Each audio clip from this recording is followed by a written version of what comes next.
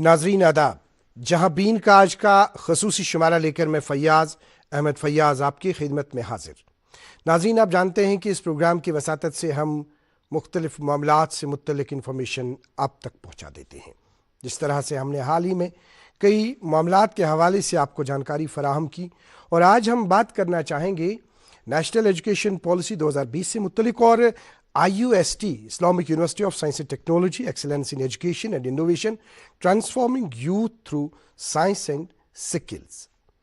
आपको बताना चाहेंगे कि जो नेशनल एजुकेशन पॉलिसी है, जिस तरह से school education department national education policy 2020 को अमलाने के हवाले से सरगर्म अमल है। हमारी सरकार इस वक्त जो महकमा मुतल्लिका है, जो सरकार है, जो मुतल्लिका मिनिस्टर है या हमारे यहाँ पे चीफ मिनिस्टर साहब हैं, बाज़ाब्ता उन्होंने कई प्रोग्राम्स में हिस्सा लिया और उन्होंने बता दिया कि नेशनल एजुकेशन पॉलिसी के हवाले से किस तरह के इनिशिएटिव जो है वो लिए जा रहे हैं और किस तरह से उसको बाज़ाब्ता ज़मीनी सतह पे अमलाया जा रहा है।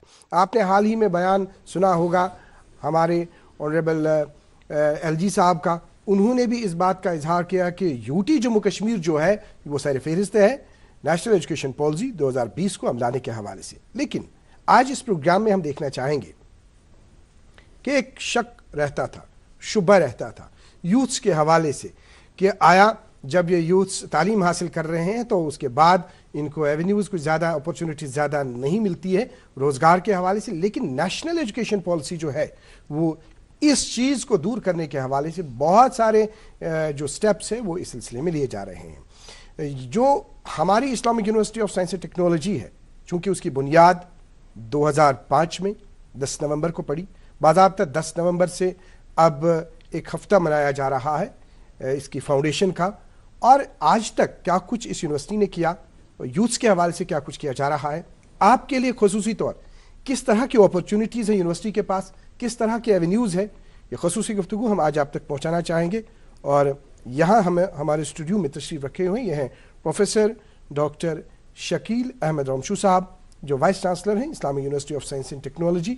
आपको बताना चाहेंगे प्रोफेसर शकील अहमद रोमशू साहब सिर्फ प्रोफेसर नहीं है, सिर्फ डॉक्टर नहीं है, हम इनको साइंटिस्ट के नाम से भी पुकारेंगे। प्रोफेसर डॉक्टर शकील अहमद रोमशू साहब, आपका वेलकम है, बहुत बहुत इस्तकबाल है दूरदर्शन न्यूज़ के इस खुसूसी प्रोग्राम जहां बीन में। थैंक यू वेरी मच, बहुत बहुत शुक्रिया। प्रोफेसर साहब, जिस तरह से अभी हमने पहले ही ओवरव्यू दे दिया, नेशनल एजुकेशन की पॉलिसी के हवाले से हमने जिक्र किया, हमने मौजूदा सरकार के हवाले से जिक्र किया, हमने माननीय उपराज्यपाल जी के हवाले से जिक्र किया जो उन्होंने हाल ही में बयान दे दिया इस सिलसिले में।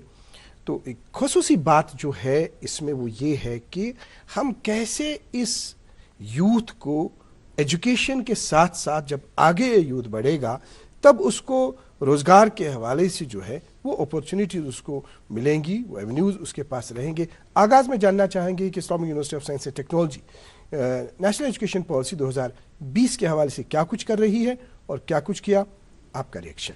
Thank you very much. अगर आप देखें नेशनल एजुकेशन पॉलिसी जो है 2020 से स्टार्ट हुई और पिछले 5 साल से हर यूनिवर्सिटी, चाहे वो जम्मू कश्मीर में हो या मुल्क के किसी भी रियासत में हो, बहुत सारे इक़दाम किए गए। और IUST में भी अगर आप देखें कि NEP के हवाले से, इम्प्लीमेंटेशन के हवाले से बहुत से कोर्सेज़ नए स्टार्ट किए गए। जैसे हमारी यूनिवर्सिटी है, जैसे आपने कहा कि 2005 में इसकी फाउंडेशन डाली गई, 2005 में हमने इसको 5 कोर्सेज से स्टार्ट किया।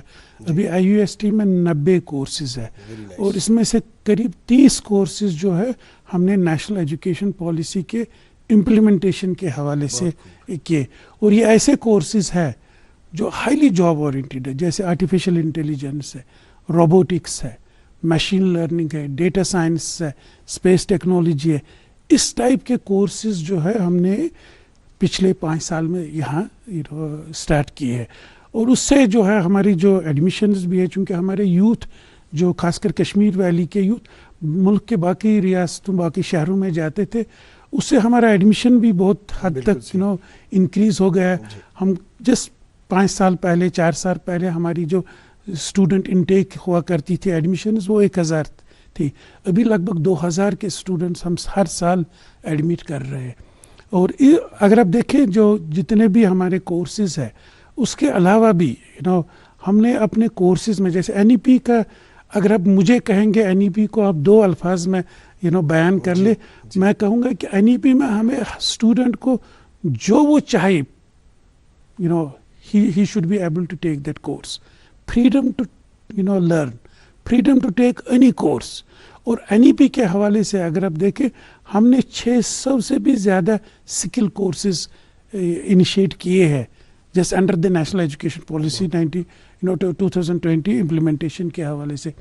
तो इसके अलावा भी अगर आप देखें जो एनईपी का एक मेन पिलर है, आप देख लीजिए, या जो मेन मिशन एंड विजन है वो ये है कि हम एम्प्लॉयबल स्किलफुल यूथ को यूनिवर्सिटी से जनरेट कर ले, उनको डिग्रियां दे, not only degree with skills and and they should have an high employment. तो उस हवाले से भी हर एक यूनिवर्सिटी और आईयूएसटी में खासकर हमने एक ecosystem of skilling innovation startups establish किया पिछले 4 साल में। और उस हवाले से हमें government of India, ministry of education से लगातार पिछले 3 साल से 4 स्टार रैंकिंग मिल रही है। जी, जिस तरह से आपने इनोवेशन के हवाले से बात की, इनोवेशन के हवाले से तफसीलन हम बात करना चाहेंगे। आपने बहुत खूब अंदाज में हमें प्रोफेसर साहब ये समझाया कि जब 2005 में यूनिवर्सिटी की बुनियाद पड़ी तो उस वक्त आपके पास कितने कोर्सेज थे और उसके बाद इसमें कितनी बढ़ोतरी की गई, और ख़ुसूसी तौर नेशनल एजुकेशन पॉलिसी 2020 को मद्देनज़र रखते हुए आपने स्किल की तरफ आपने ध्यान दे दिया।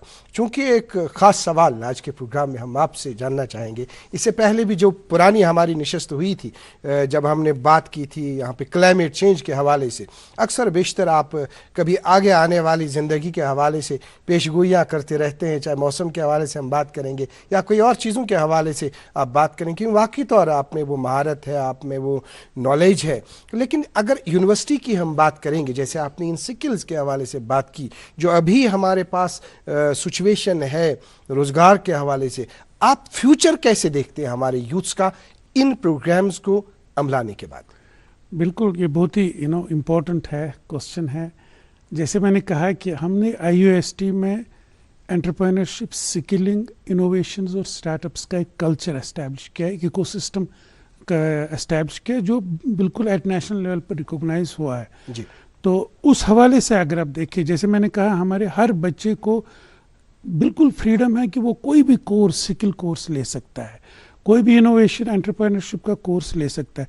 और 4 साल के बाद या 3 साल के बाद जब वो डिग्री ख़त्म करता है तो ही कैन अवेल दोज हमारे पास ऐसे कुछ स्कीम्स है गवर्नमेंट ऑफ इंडिया के हवाले से या जम्मू एंड कश्मीर के हवाले से, जहाँ पर हम यूथ को एंटरप्रेन्योर्स की तरफ रागिब करते हैं, इनोवेशन और स्टार्टअप्स की तरफ से। बहुत से ऐसी स्कीम हैं। जैसे मैं आपको बताऊं, ये पहले आप देखें यूनिवर्सिटी का जो कॉन्सेप्ट है कि यूनिवर्सिटियां तो they are not economic enterprises, उनके मैंडेट में ये नहीं है। लेकिन मेरे यहाँ यही यूथ, मेरा ही ग्रेजुएट अगर मेरे पास आएगा to basically go into entrepreneurship या इनोवेशन में, हम उसको सीडिंग उसको मेंटरिंग के लिए हम 10 लाख रुपये तक उसको देते हैं। अगर उसको प्रूफ ऑफ कंसेप्ट उसने किया कि ये जो है हमारी सोसाइटी की प्रॉब्लम है और इस सोसाइटी को मैं एड्रेस करने के लिए मेरे पास एक आइडिया है, इनोवेटिव आइडिया है, इसको कौन सपोर्ट करेगा? University, IUST, Islamic University of Science and Technology उसको 50 लाख तक सपोर्ट देते हैं और हमने बहुत लोगों को दिया। ये नहीं है कि जम्मू एंड कश्मीर, हमारे यहाँ कुछ रियासत से बाहर भी आ गए क्योंकि ये गवर्नमेंट ऑफ इंडिया की स्कीम है और हम ही सारे नॉर्थ इंडिया में आईयूएसटी को ही चुना गया है कि इस स्कीम को इम्प्लीमेंट कर ले। तो इनोवेशन, एंटरप्रेन्योरशिप, स्टार्टअप्स के हवाले से हमारे पास एक एस्टैब्लिश्ड इकोसिस्टम है जिसके साथ हमारे बच्चे जुड़े हुए हैं।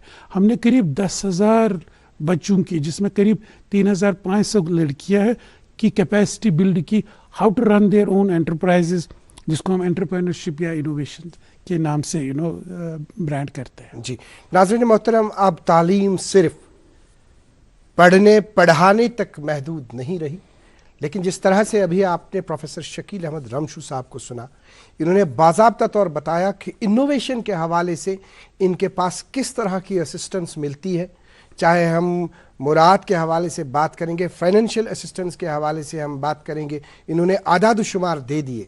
लेकिन जो इनोवेशन से वाबस्ता हमारे यूथ है, उनसे हमारी गुजारिश है, उनसे हमारी रिक्वेस्ट है कि अगर आपको इनोवेशन के हवाले से आपके पास कोई ख्याल है, जो हमारे समाज में कोई इशू है, कोई मामला है, उसका हल आपके पास है, कोई नई इख्तिरा की तरफ आप जाना चाहते हैं और आप उसमें माली मुआवनत चाहते हैं और आप उसमें मदद चाहते हैं और आप उसमें गाइडेंस चाहते हैं, आप बराह रास्त रुख कीजिए Islamic University of Science and technology और वहाँ आपकी मदद की जाएगी।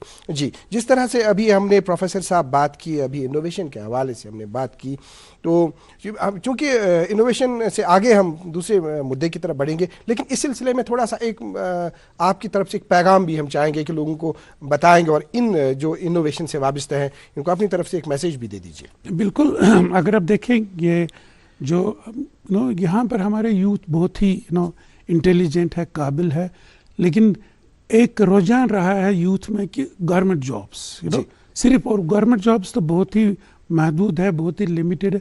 मुझे लगता है अगर आप देखें कि हमारे मुल्क में, इंडिया में अगर आप देखेंगे इतने मिशंस है, अगर आपके पास कुछ आइडिया है, IUST में आप आइए, हम आपको आइडिएशन के लिए स्पेस दे देंगे, हम आपको रिसोर्सेज प्रोवाइड करेंगे हमारे ही कैंपस में। हमने इसी फाउंडेशन वीक में हम एक नया कैंपस का इनॉग्रेशन कर रहे हैं, जिसका हमने नाम दिया है innovation campus, IUST innovation campus. क्योंकि पिछले 4 साल से हमारे इनोवेशन इकोसिस्टम में इतना एक्सपेंशन हुआ है कि हमें ज़रूरत पड़ी कि एक नया एक कैंपस बनाए, उसको हमने इनोवेशन कैंपस। तो मैं हर एक से, जो भी स्टेक होल्डर हमारा है, कश्मीर में हो या जम्मू में हो, उनको इनवाइट करता हूं कि आप इस इकोसिस्टम का फ़ायदा उठाइए, हमसे हमारे पास आइए, हम आपको आइडिएशन में मदद करेंगे, हम आपको रिसोर्सेज आपके जैसे सीड मनी आपको ज़रूरत हो उसमें करेंगे, और जितने भी हमारे फैसिलिटीज़ हमने कटिंग एज फैसिलिटीज़ एस्टैब्लिश किए, वो सॉल्यूशंस या जो आइडियाज़ है उसको आइडिया से प्रोटोटाइप और प्रोटोटाइप से प्रोडक्ट लेने के लिए हमारे पास पूरा end to end ecosystem available है। उसको अवेल करने के लिए please come and meet us at the IUST। एक ख़ास बात इसी के हवाले से फिर आगे बढ़ेंगे, क्योंकि ये बहुत ही दिलचस्प मौजू है और ज़रूरत भी है इस चीज़ की।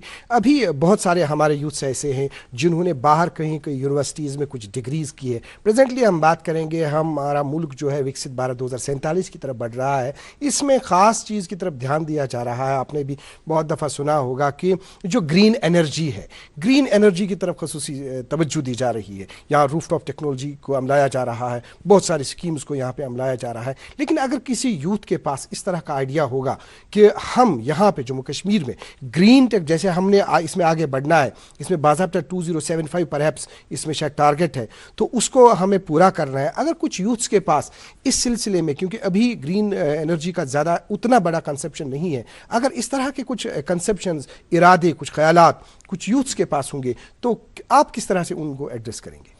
बहुत अच्छी ये इशू है। अगर आप ग्लोबली देखें, हमारे प्राइम मिनिस्टर साहब ने कहा कि हमारी कंट्री जो है will be carbon neutral by 2070। Exactly, 27 it's a bold commitment. उस हवाले से आप देखें कि गवर्नमेंट ऑफ इंडिया में इतने इनिशिएटिव्स लिए गए, because it an international commitment.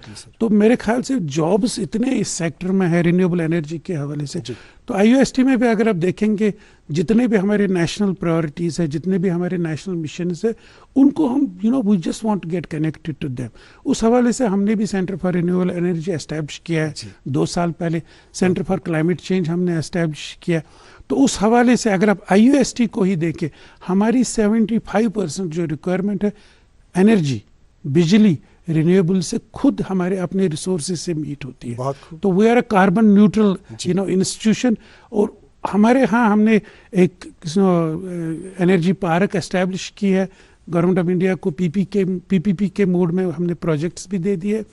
तो जो भी इश्यूज है रिन्यूएबल एनर्जी के रिलेटेड, क्लाइमेट चेंज के रिलेटेड, आई थिंक अगर किसी को भी कुछ आइडिया हो इस बारे में और he wants to ideate it and he wants to go to the prototype and solution for this, I think IUST is the best place to come and ideate your ideas.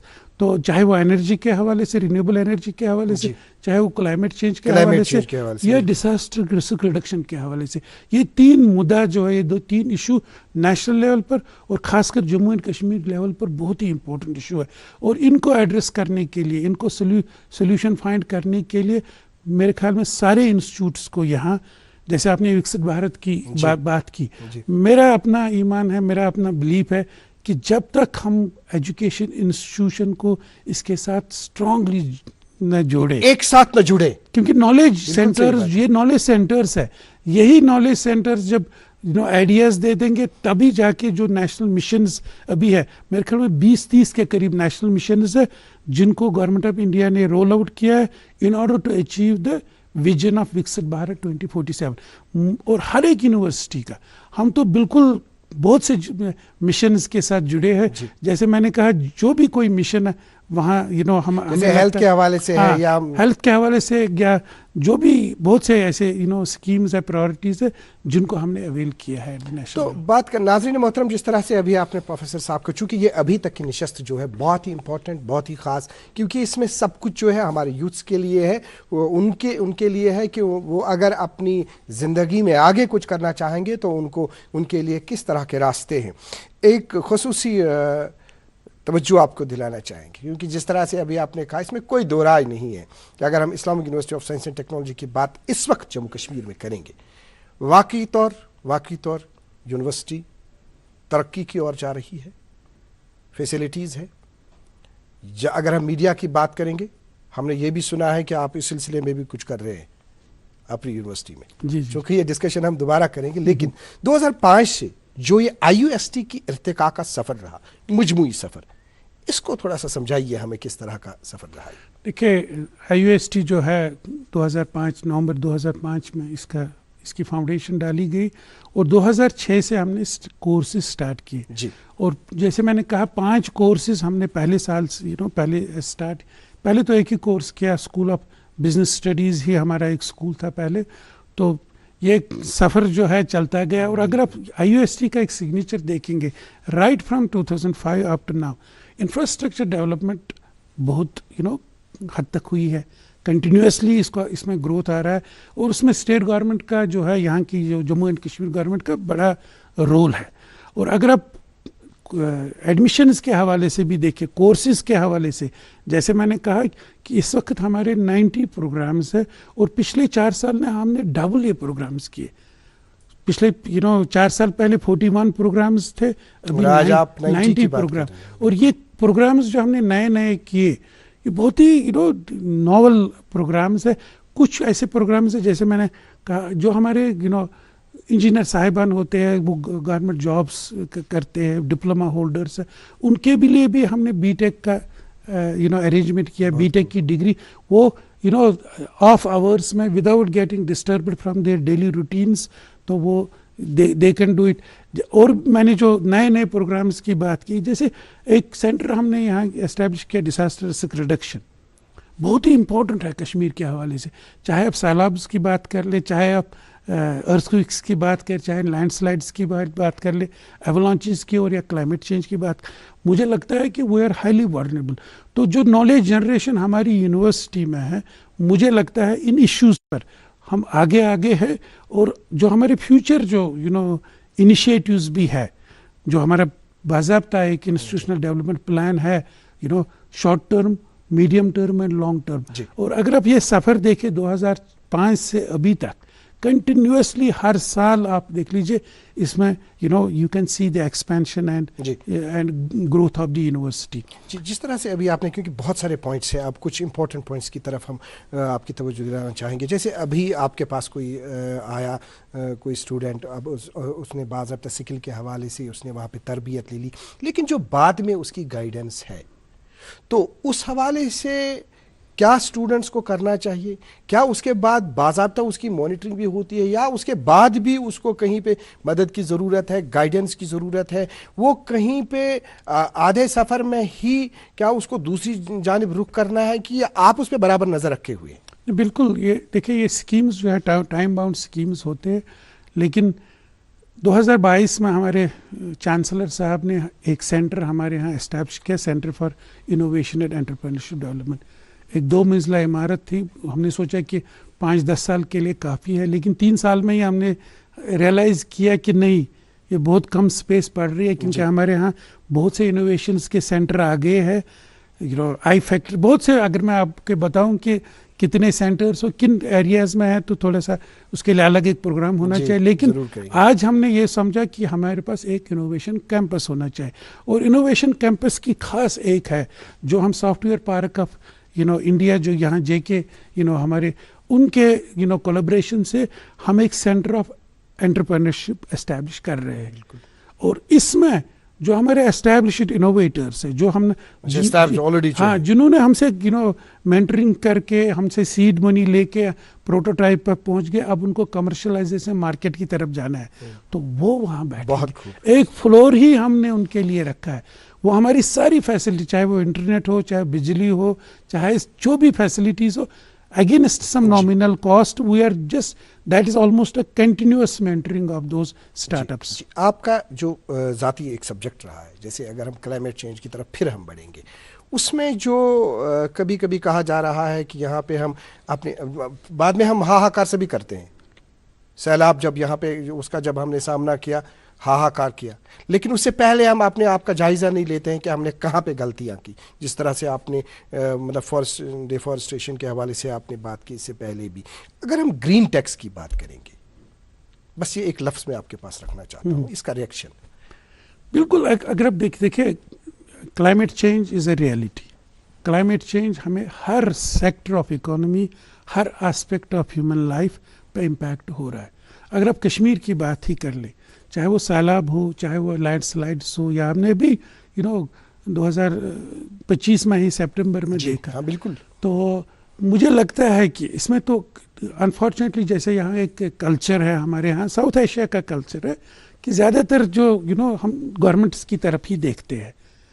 मुझे अगर कहीं पर मान लीजिए मकान बनाना है, तो मुझे अपनी सेफ्टी का पहले खुद ख्याल करना होगा, फिर हमें बिल्डिंग कोड्स या बाकी गवर्नमेंट का इजाज़त जो भी दरकार। मुझे लगता है गवर्नमेंट को भी इसमें बड़ा रोल है। देयर इज़ नो, जैसे आपने ग्रीन टेक्नोलॉजी की बात कही, चाहे हमारे बिल्डिंग्स हो, चाहे हमारे कोई भी इंफ्रास्ट्रक्चर हो, कम से कम हम कुछ एग्जाम्पल्स तो सेट कर ले। या जो हमारे कश्मीर में देख लीजिए, हमारे जो, मुझे हमेशा ये याद आता है कि हमारे बुजुर्ग जो थे, हमसे ज़्यादा वो वाइज थे। हमने तो, हमारे बुजुर्ग की जो बिल्डिंग्स थी वो तो ज़्यादा एनर्जी एफिशिएंट, अर्थक्वेक रेजिस्टेंट थी, लेकिन हमारे आज के जो स्ट्रक्चर्स है, कहीं पर भी देख लीजिए, शहरों में देख लीजिए, गाँव में देख लीजिए, अब तो हमने वो तवज्जो, उसकी तरफ हम तवज्जो नहीं देते हैं। बाहर आप जाएंगे चिलाई कलान में, आपको गर्मी महसूस फील होती है, घर में जाओगे तो वहाँ सर्दी फील। एनर्जी इनएफिशिएंट हाउसेज हैं हमारे, और अर्थक्वेक, खुदा न खास्ता अगर कोई अर्थक्वेक आया तो अर्थक्वेक रेजिस्टेंट नहीं। तो इसमें जो आपने कहा, जो लेटेस्ट टेक्नोलॉजीज़ है, ग्रीन टेक्नोलॉजीज़ है, मुझे लगता है हमें, और IUST में we are working on 2 projects on this. Startups है, 2 स्टार्टअप्स है हमारी फैकल्टी की तरफ से ही है, जिसमें we are going to give a prototype, a model for energy efficient and earthquake resistant, जिसमें ग्रीन टेक और ग्रीन टेक्नोलॉजीज जितनी भी है उसको बरोकार ला के we are going to give us a model. Professor साहब, आप बाज़ाब्ता 10 नवंबर से एक हफ़्ता मना रहे हैं इसकी फाउंडेशन का, तो लेकिन अब जो आपकी यूनिवर्सिटी से कुछ स्टूडेंट्स निकले हैं, या जो आपकी यूनिवर्सिटी में इस वक्त स्टूडेंट्स हैं, या जो इस सेलिब्रेशन के साथ वाबस्ता आपका अमला है, जितने भी हैं, तो इस प्रोग्राम के हवाले से कौन आपके मेहमान आ रहे हैं, क्या कुछ इंतज़ामात हैं? क्योंकि वक्त हमारे पास अब कम है, आखिरी सवाल आपसे हैं, तो क्या कुछ इस सिलसिले में आप कहना चाहेंगे? Thank you. अगर आप देखें, कल हमारी इनॉग्रेशन हो रही है, हमारे ऑनरेबल चीफ मिनिस्टर साहब, जो हमारे प्रो चांसलर भी है, वो हमारी फाउंडेशन वीक का इनॉग्रेशन कर रहे हैं। उसके साथ उनके जो कुछ कैबिनेट में जो मिनिस्टर्स है, जैसे हमारे जावेद डार साहब है, honourable minister for agriculture, adviser to honourable chief minister Nasir Aslam Wani साहब भी आ रहे। और इसके बाद जो है अगर आप देखें, हमने tech expo, inauguration of this innovation campus, new campus, business fest, literary fest, cultural fest, और लास्ट में जो है इसकी वैलिडिक्ट्री होगी। तो वैलिडिक्ट्री में हमारे जो ऑनरेबल चांसलर साहब, जो हमारे लेफ्टिनेंट गवर्नर साहब भी है यहाँ, मनोज सिन्हा साहब, वो हमारी जो तशरीफ ला रहे हैं। और इसके बीच में भी जितने भी हमने ये एक्टिविटीज़ किए, जैसे हमने कहा कि IUST has joined one club, जो हमारे प्राइम मिनिस्टर ने एक अनाउंसमेंट की कि इंडिया से हम 75 सैटेलाइट्स लॉन्च कर रहे हैं। हमने कहा कि कश्मीर सैटेलाइट IUST से लॉन्च कर रहे हैं, तो उसका जो प्रोटोटाइप है बन रहा है, और उसका भी कल जो है परसों जो है आप उसका मॉडल देखेंगे, डिस्प्ले होगा। और भी बहुत से जो MOUs हमने, क्योंकि IUST का एक सिग्नेचर रहा है कि बिजनेसेस के साथ, इंडस्ट्री के साथ हम कनेक्टेड है। एक एकेडेमिया इंडस्ट्री कनक्लेव भी हो रहा है इसमें। आखिरी आपका मैसेज, नाजरीन आपका कैमरा आपके पास है, आखिरी मैसेज स्टूडेंट्स के लिए, बाकी लोगों के लिए। नहीं, जो ये जर्नी रहा है IUST का पिछले 20 साल में, 20th फाउंडेशन डे हम मना रहे हैं, इसमें हमारे स्टूडेंट्स, हमारे फैकल्टी, हमारे या स्टेक होल्डर्स या नॉन टीचिंग स्टाफ है, या हमारे जो कम्युनिटीज़ है, इनका बड़ा इम्पोर्टेंट रोल रहा है इस जर्नी में। और मैं उन सब का थैंक यू कर रहा हूँ, शुक्रिया अदा कर रहा हूँ। और मैं कह रहा हूँ जितने भी इनोवेशंस, जितने भी अचीवमेंट्स, जितना भी ग्रोथ IUST का पिछले 20 साल से हुआ है, ये हमारी मेन, इसके जो रिसीविंग एंड पर हमारे स्टेक होल्डर्स हैं, हमारे कम्युनिटीज़ है, इस इकोसिस्टम का फ़ायदा उठाइए। और आप आइए, हर एक स्टेक होल्डर के लिए हमारे पास कोई ना कोई प्रोग्राम है। प्रोफेसर डॉक्टर शकील अहमद रमशू साहब, आपने दूरदर्शन न्यूज़ को अपना कीमती वक्त दे दिया। ये इम्पोर्टेंट इन्फॉर्मेशन आपने हमारे नाजरीन तक, हमारे इस प्रोग्राम जहाबीन के ज़रिए से आपने पहुंचा दी। आपका बहुत बहुत शुक्रिया। Thank you very much. Thank you very much. नाज़रीन मोहतरम, आपका भी बहुत बहुत शुक्रिया। आपने हमें आधे घंटे से देखा, आपने हमें सुना, लेकिन जिसने भी ये आज का प्रोग्राम सुना, जिसके पास भी आज की इन्फॉर्मेशन पहुंची, वो अपने अपने यूथ्स तक, जिन नौजवानों को वो जानते हैं, उन तक ये इन्फॉर्मेशन पहुंचाइए, ताकि उनका मुस्तकबिल जो है वो ताबदाक बनेगा। आज के प्रोग्राम में इतना ही। अगले शुमारे में आपसे फिर मुलाकात करेंगे। जब तक के लिए अल्लाह हाफ़िज़ नासिर।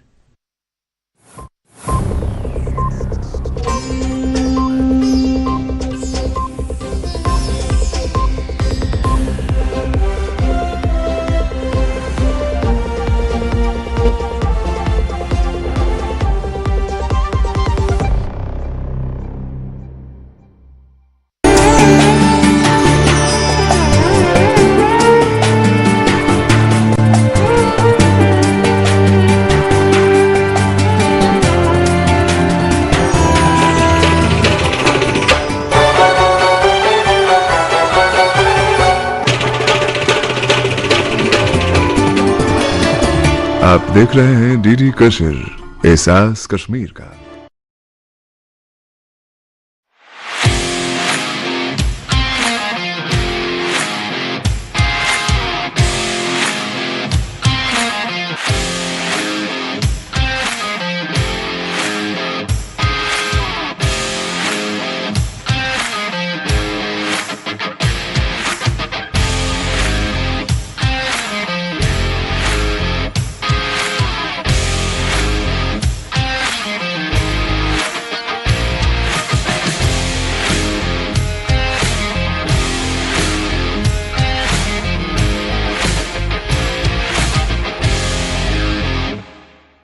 Youth music